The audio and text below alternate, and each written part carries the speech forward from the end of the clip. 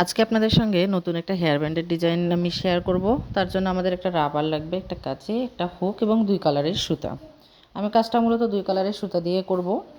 এখানে আমরা সর্বপ্রথম যে সুতাটি দিয়ে কাজ করব সেই সুতাটার একটা গিট দিয়ে নিব। গিট দিয়ে নেওয়ার পর আমরা আমার রিংয়ের ভিতর দিয়ে এটাকে বের করে নিব। নিয়ে আমরা রাবারে সর্বপ্রথম কাজ শুরু করব। কীভাবে কাজ শুরু করছি একটু দেখবেন। যে রাবারে আমি গিয়ে এখানে প্রথমে গিট দিয়ে নিলাম, নিয়ে আমি 3টা চেন করব।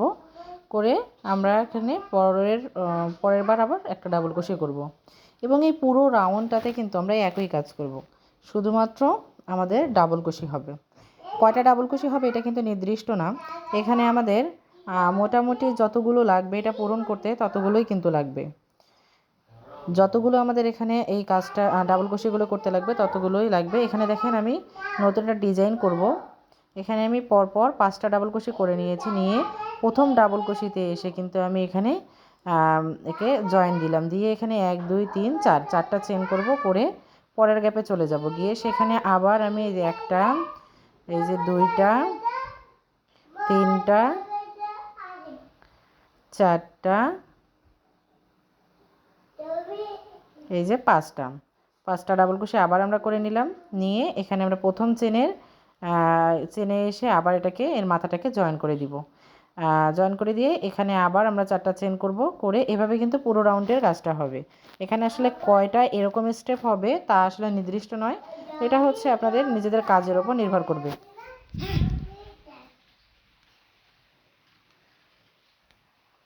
এই যে দেখেন পুরো কাজটা আমি একই রকমভাবে কমপ্লিট করে চলে আসলাম এবং দ্বিতীয় রাউন্ডে আমরা চলে আসলাম। এখানে নতুন একটা সুতা অ্যাড করলাম, একটা গিট দিয়ে নিলাম এবং সুতাগুলোকে একটু টাইট করে নেবেন আপনারা, তাহলে এই কাজটা হচ্ছে সুবিধা হবে। আমরা যে 4টা চেনের গ্যাপগুলো করেছি সেখানে গিয়ে আমরা কাজ করব। এখানে আমি যেখানে 4টা চেন করছি সেখানে দেখেন প্রথমে গিয়ে একটা সিঙ্গেল কুশি করব, তারপরে আমরা একটা হাফ ডাবল কুশি করব, তারপরে এই যে একটা হাফ ডাবল কুশি করব। করার পর এখানে পরপর 2টা আমরা ডাবল কুশি করে নেব। পরপর এই যে একটা ডাবল কুশি, আরও একটা ডাবল কুশি, 2টা ডাবল কুশি করে নিলাম। নেওয়ার পর এখানে আবারও একটা হাফ ডাবল এবং একটা সিঙ্গেল করে নিব। এই যে একটা হাফ ডাবল,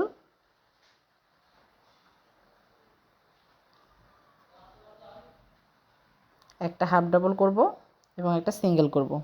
মূলত এই রাউন্ডের কাজটা এরকমই হবে। আমাদের 2 সাইডে 2টা সিঙ্গেল এবং 2টা হাফ ডাবল হবে এবং মিডল পয়েন্টে আমাদের 2টা ডাবল কুশি হবে। দেখেন আবারও আমি একইভাবে প্রথমে একটা সিঙ্গেল কুশি, তারপরে হাফ ডাবল কুশি এবং পরপর 2টা ডাবল কুশি করে আবারও আমি হাফ ডাবল কুশি, তারপরে আমি সিঙ্গেল কুশি করে এই কাজটা করে নিলাম। দেখেন আমি আরও একটা রাউন্ড আপনাদেরকে দেখা দিচ্ছি। যে এখানে এসে দেখেন একটা সিঙ্গেল কুশি, তারপরে একটা হাফ ডাবল কুশি, তারপরে একটা ডাবল কুশি, তারপরে আরও একটা ডাবল কুশি, তারপরে একটা হাফ ডাবল কুশি, তারপরে আবার একটা সিঙ্গেল কুশি করে আমরা দেখেন এই কাজটা করে নিব। এবং পুরো যে সবগুলো যে এই যে আমাদের 4টা চেনের যে গ্যাপগুলো আছে এই গ্যাপে আমরা পুরো একই রকম কাজ করব। এই যে একই রকম কাজ করে আমি ফিরে আসলাম। এখন আমরা নতুন আরেকটা সুতা অ্যাড করব। নতুন আরেকটা সুতা অ্যাড করার জন্য এখানে আমরা নতুন সাদা সুতাটা নিলাম। নিয়ে এখানে দেখেন আমরা গিট দিয়ে নিয়ে স্লিপ স্টিচ করলাম। একটা করে চেন, প্রতিটা চেনে একটা করে স্লিপ স্টিচ হবে। একবার করে আমরা প্রতিটা চেনে স্লিপ স্টিচ করব, একটা চেন করব।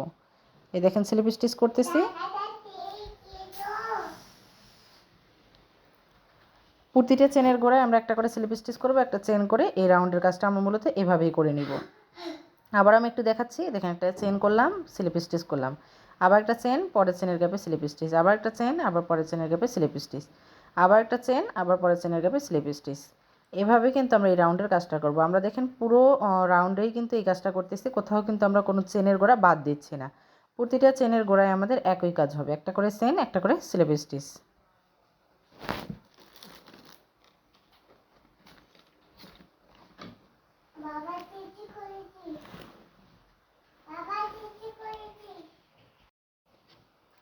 এখানে দেখুন পুরো রাউন্ডের কাজটা কিন্তু আমরা একইভাবে করে নিচ্ছি।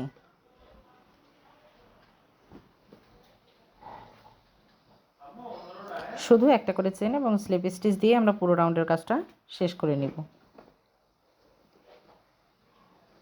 এবং এই স্টিচটা অনেক বেশি সুন্দর দেখে যে কোনো কাজের এই ডিজাইনটা একটু ভিন্নতা নিয়ে আসে।